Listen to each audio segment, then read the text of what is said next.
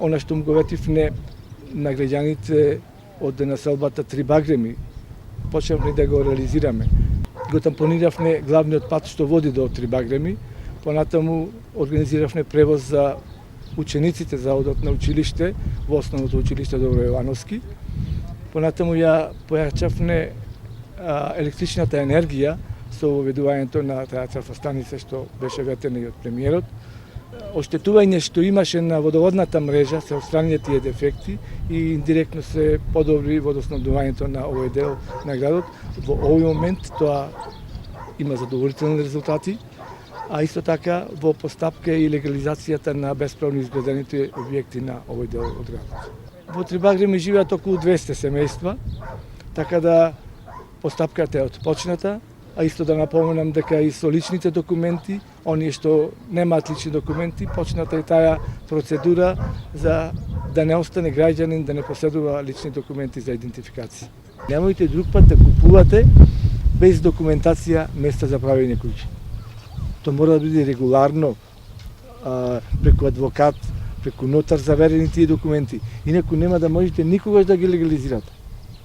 Вие тоа го знаете, знам дека ви е поевтино, ама не е тој начин на легализација. Не може на таков начин да се легализираат овие објектите. Гледај се, морам да ви кажам, не вие само што не ги легализирате старите, туку градите нови и пак без документација. Тоа не е добро за вас. Не можеме ниту со ништо да ви помогнеме на тој начин. Затоа сите градежни места што треба да ги купувате за да градите куќи мора да бидат регуларни и преку адвокати заверени на нотар сите таа документација. Инаку вака вие, ајде да речем партизански. Така не е добро за вас. Вие ги дадете парите, а не можете да ги регулирате документите. Добро, градоначалниче, а за овие што се по старите постапки што имаме поднесено за легализација? За сите тие што ги имате поднесено, ќе се реализираат. Да. Постепено, како што редот, има процедура таму, се има ред, во постапка е таа работа и мислам дека со поединечи се реализира. Значи мора да се реализираат овие објекти за да можеме да се урбанизира овој дел на градот. За да влезе во урбанистички план. Ајде така. Знаете се за тоа. А како би влегла ова сега кога градежното земјиште што се го купиле не е никаде прикажено, не постои никаде, сте изградиле објект и тој нема да може да се легализира никогаш, пошто земјата што сте ја купиле немате никаква документација. Никакви документи.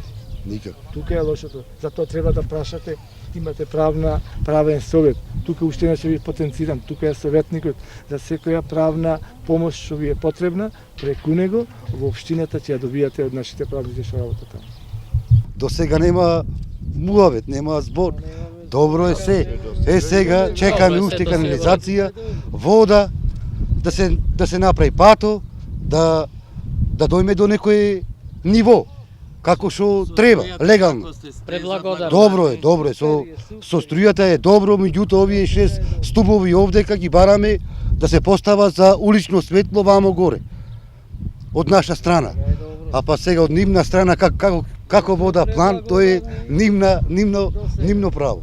Иначе до сега добро е. Имаме превоз за децата, да, тоа точно ветеното се исполна, нема што да кажеме друго.